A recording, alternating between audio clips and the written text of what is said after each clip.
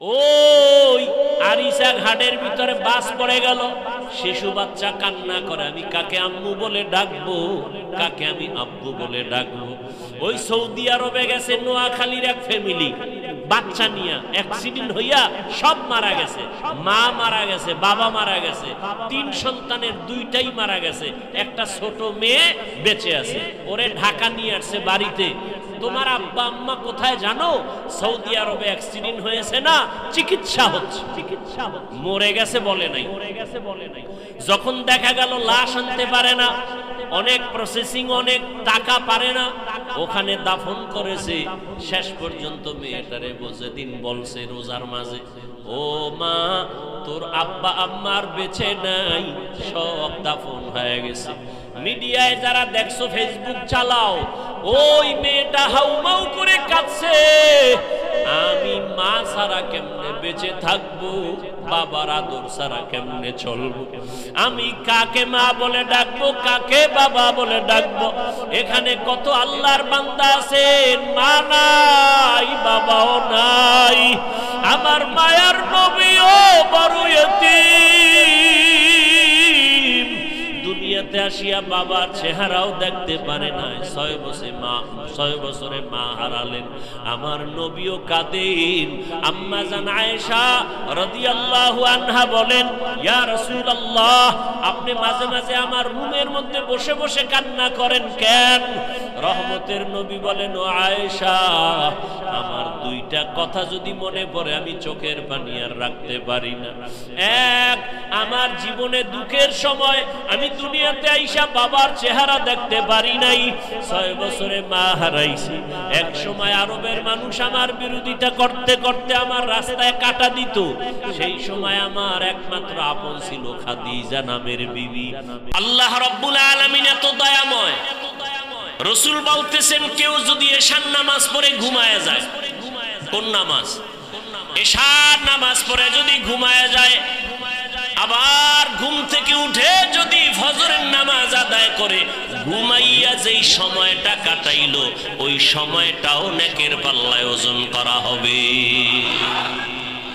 সময়টারে কাজে লাগাও। দুনিয়ার লাইনেও যারা কাজে লাগাইছে তারা দামি হয়ে গেছে, কথা ঠিক না? এ যুবক, তোমার মতো যুবক স্কুলে পড়ে, কলেজে পড়ে, ভার্সিটিতে পড়ে, doctor, professor, engineer, OC, DC, SP, MP, মন্ত্রীর অভাব নাই। তোমার জীবনটা দুর্বল, তুমি চাকরি পাও না, আর তোমার ক্লাসের বহু যুবক চাকরি পেয়ে গেছে, এখন র্যাব, আর্মি, পুলিশের চাকরি করে, আছে না নাই? কারণটা কি রে বাবা? ওরা সময়টারে কাজে লাগাইয়া অপচয় নষ্ট করে নাই। তোর মতো যদি মোবাইলে গুনাহ করে কাটাইতো, লেখাপড়া না করতো, কপালে জীবনে চাকরি হতো না, কথা ঠিক নেই? ও আমার যুবক বাবারা, যারা সময়টারে কাজে লাগাইছে তারাই কিন্তু এসপির চেয়ারে বসা, ডিসির চেয়ারে বসা, তারাই কিন্তু এমপি হয়, তারা মন্ত্রী হয়, তারা ডাক্তার, তারা প্রফেসর, তারা ইঞ্জিনিয়ার। সময়টারে কাজে লাগাইছে। আর এখন সময়টারে কাজে লাগায় আমরা যুবকরা মোবাইল নিয়ে। না হুজুর, সময় একটু অপচয় হয় না, 1 সেকেন্ড অপচয় করি না, সারা রাত মোবাইলে আকাম চলে। আল্লাহ হেদায়েত দান করুন, আল্লাহ হেদায়েত দান করুন। এই যুবকেরা, কবি নজরুলের কত গুণগান গাও। তোমার মতো যদি গুনাহ করতো কবি নজরুল ইতিহাসের পাতায় আসতো না। ডাক্তার জাকির নায়েকের কে না জানে? এই এলাকায় নাম জানেন না? ডাক্তার জাকির নায়েক সম্মান আছে না নাই? টাকার গরমে, ক্ষমতার গরম না। আমি যে এতক্ষণ কষ্ট হয় কথা বলতে, বয়ান করি, কিন্তু একবারও বলি নাই আমার কলিজার যুবক, স্কুলে তালা দিয়া মাদ্রাসায় যাও বলছি? বলি নাই। তাবলিগে যাও, পীরের কাছে যাও, কওমি মাদ্রাসায় যাও, আমার মতো হুজুর হয়ে পাগড়ি লাগাও, বলি নাই? বরং আমি সারা বাংলাদেশে আমার যুবকদের সুন্দর একটা আওয়াজ দেই, আমার কলিজা দিয়া বলি, যুবক স্কুলে পড়ো, ধন্যবাদ, আমি দোয়া করে যাই, তুমি কলেজে পড়ো, দোয়া করি ডাক্তার হও, ইঞ্জিনিয়ার হও, প্রফেসর হও, আমি দোয়া করি তুমি একজন ওসি, ডিসি, এসপি হও। কিন্তু একটা ছোট দাবি, বেয়াদব হইও না। কি হইও না। সারা বাংলাদেশে আমার এই কথাগুলো কমন বলতেই থাকি, বেয়াদব হইও না। অনেকে প্রশ্ন করবা, হাফিজ ভাই ডাক্তার হব, ইঞ্জিনিয়ার হব, বেয়াদব হব না, তার ব্যাখ্যা কি? ব্যাখ্যা হলো 3 জায়গায় বেয়াদবি করবা না, করলেই তোমার মরার আগে জুতার বাড়ি, জীবনে সম্মানের নজর পাইবা না।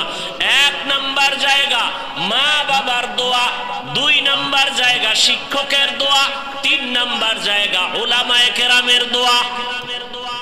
এই 3 জায়গায় যদি বেয়াদবি করো, আল্লাহর কসম ডাক্তার হলেও জুতার বাড়ি, ইঞ্জিনিয়ার হলেও তোর জুতার বাড়ি। আর 3 জায়গার দোয়া নিয়ে যদি ডাক্তার হও, আকাশ বরাবর সম্মান, গোটা দুনিয়াতে সবাই মাথায় নিয়ে তোমাকে সম্মান করবে, মরিয়া গেল তোমার সম্মান থাকবে। কয় জায়গা? মা বাবা, শিক্ষক আর উলামায়ে কেরাম। এই জন্যই তো ডাক্তার জাকির নায়েকের এত সুনাম। আরামগ সোনার বাংলার ডাক্তার তাসনিমা নাসরিন, সেও এমবিবিএস ডাক্তার, কিন্তু কপাল এত খারাপ, মরলেও তার লাশটায় জমিনে আসার কোনো সম্ভাবনা নেই। শুধু একটাই কারণ, আল্লাহর সাথে, কোরআনের সাথে, আলেমদের সাথে বেয়াদবি করেছে, বোরকার বিরোধিতা করেছে। কিন্তু মুসলমানের আন্দোলন যখন শুরু হয়েছে, তাসলিমা সে বোরকা পরিয়াই পালায়ন করেছিল।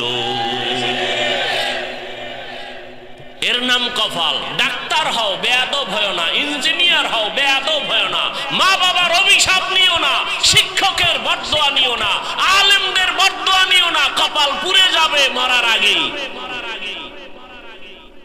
আমি রাস্তায় চলি সারা রাত 12 মাস, মাঝে মাঝে কিছু উলঙ্গ পাগল দেখি ইংলিশে কথা কয়, যুবক। পাগল আবার ইংলিশ কয় কেন? ও আলাদা কি কোচিং করে কোথাও ইংলিশ? না, ভেবে ভেবে পাইলাম যে আসলে একটা ভালো ছাত্র ছিল স্কুল কলেজের, বেয়াদবি করে অভিশাপ পাইয়া পাগল হয়ে গেছে। এই যুবক, এরম পাগল নাই? পাগল হইতে কি তোমার গল্লা কাটতে হবে? তোমার ব্রেনের একটা তার উল্টা হয়ে গেলে তুমি পাগল, কথা কাউকে চিনবা না, শেষ, কারবার শেষ। 3 জায়গার দোয়া নাও, কসম আল্লাহ, তোমার ডাক্তার ইঞ্জিনিয়ার হলো সর্বোচ্চ সম্মান আল্লাহ দিবেন, মরার আগেই দেখবা সম্মান। আর যদি এই 3 জায়গায় বেয়াদবি করো, তুমি যাই হও না কেন, মাওলানা হলেও তোমার কপালে শনি আছে, জুতার বাড়ি আছে। বড় কঠিন জিনিস। এইবার যুবক বাবারা অনুরোধ করে বলছি, রে যুবক, তুমি যুবক স্কুলে পড়ো, ডাক্তারি পড়ো, ইঞ্জিনিয়ারিং পড়ো, ওখানে থাইকা আদওয়ালা হইয়া নবীর আদর্শ মেনে চলো, দেখবা জীবন সুন্দর হবে। ও উজিরপুরের যুবক বাবারা, আমাকে একটু জবানটা খুলে জ্ঞান খাটায় জবাব দাও। তোমার মতো যুবক স্কুল কলেজে পড়িয়াও নামাজ পড়ে, সত্য বলো আসেনি? তোমার পাও 2টা হাত রেখে বলি, বলো তুমি কেন পারো না? তোমার উপরে না জানি কার বদদোয়া লাগছে। তোমার মতো যুবক doctor, professor, engineer, RAB, army, police, বিডিআরের চাকরি করে, নামাজি আছে না নাই? তুমি কেন পারো না? তোমার মতো যুবক জেনারেল লাইনে পড়ে, রাস্তায় গাড়ি চালায়, নামাজ ছাড়ে না, বলো যুবক তুমি কেন পারো না? তোমার মতো যুবক সন্তান জেনারেল লাইনে পড়ে, ওই ওসি, ডিসিএসপি নামাজি, অভাব নাই, তুমি কেন পারো না? রে বাবা, আমি তো চাই তুমি ডিসি হইয়া নামাজ পড়বা, আর আমাদের চিৎকার দেওয়ার প্রয়োজন হবে না। তুমি এমপি হও, নামাজ পড়ো, তুমি ব্যবসা করো, নামাজ পড়ো, তুমি চাকরি করো, নামাজ পড়ো, জীবনটা তোমার ধন্য হয়ে যাবে। ও যুবক, আল্লাহর গোলাম, এখনো সময় আছে, তওবা করে নাও। ও পর্দার আড়ালের মা বোনেরা, কয়দিন আর দুনিয়াতে বাহাদুরের মতো চলবেন? এই এলাকায় আপনাদের মতো কত মা, কত বোন এখনো আছে, পর্দা করে, নামাজ পড়ে, এমন মহিলা আছে না নাই? ভিন্ন মা বোনেরা যারা মাইকের আওয়াজ শুনতেছেন, আপনাদেরকে বলে যাই, আপনারা কেন নামাজ পড়তে পারবেন না, পর্দা রক্ষা করে চলতে পারবেন না? সন্তানদের যত বয়ান শুনাইলাম, মা আপনার দোয়া না থাকলে এগুলো হবে না। মা বাবা গাছ ভালো হলে ফল যেমন ভালো হয়, মা বাবার চরিত্র আদর্শ ভালো হলে সন্তানও ভালো হবে। এই দুনিয়াতে যত ভালো ভালো সন্তান আছে মায়ের অবদানের কারণে। মায়ের আদর্শ ভালো, সন্তানের আদর্শ ভালো। ও পর্দার আড়ালের আম্মা জানেরা, আপনারা নবী না, নবীদের মায়ের মতোই তো আপনারা মা। আপনারা তো হাফেজে কোরআনের মায়ের মতোই তো মা। আজকে এই মাহফিলের স্টেজে কয়জনকে পাগড়ি দিল? 30 জন। চিন্তা করতে পারেন? এদের মা বাবার জীবন কত ধন্য, এদের মা বাবার অন্তরে কত ঈদের আনন্দের থেকেও বেশি আনন্দ। ও বাবারা, ও আম্মা জানেরা, আমি আপনাকে তো বলি নাই যে হাফেজে কোরআন বানাতেই হবে। আমি তো বলে গেলাম ডাক্তার বানান, তবে আগে কোরআনটা পড়ায়া দেন। দেখবেন সন্তান ডাক্তারি করবে, রুগী দেখবে, কোরআন তেলাওয়াত করবে, নামাজ পড়বে, মা বাবার জন্য দোয়া করবে। এটাই আমার উদ্দেশ্য। ও আম্মা জানেরা, এখনো সময় আছে, তওবা করেন। আপনার মতো মা যদি নামাজ পড়ে আপনারা পারেন না কেন? সন্তানটাকে এখনো সময় আছে, আদর্শওয়ালা বানায় যান।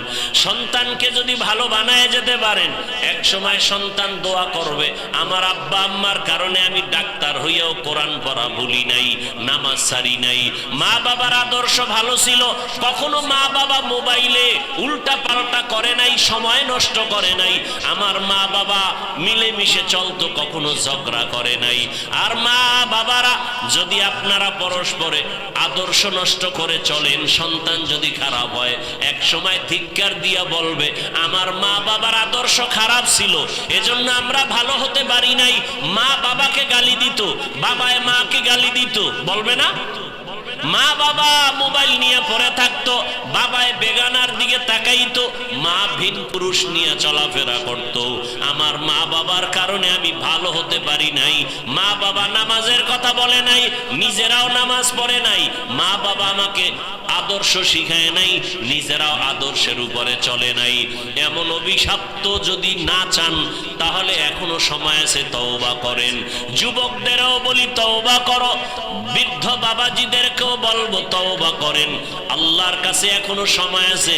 আপনাদের মতো কত বুড়ারা মসজিদে গিয়া 5 ওয়াক্ত নামাজ পড়ে লাঠি হাতে নিয়ে মসজিদে যায়।